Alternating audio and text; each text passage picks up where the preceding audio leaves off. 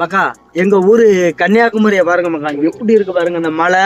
அப்புறம் மலையை ஒட்டி அந்த காத்தாடி.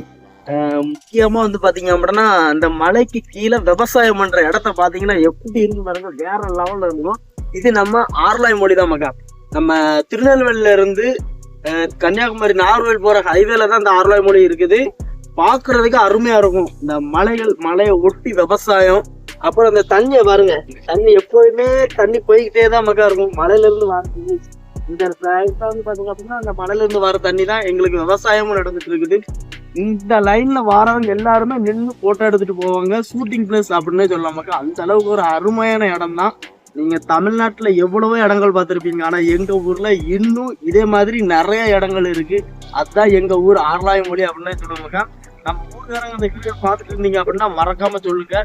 இந்த மலைக்கு யாரெல்லாம் வந்திருக்கீங்க, இந்த இடத்துக்கு யாரெல்லாம் வந்து வீடியோ எடுத்திருக்கீங்க, போட்டோ எடுத்திருக்கீங்க அப்படிங்கிறத மறக்காம சொல்லிட்டு போங்க மக்கா. எத்தா சொல்லுங்களா கன்னியாகுமரிக்காரனு.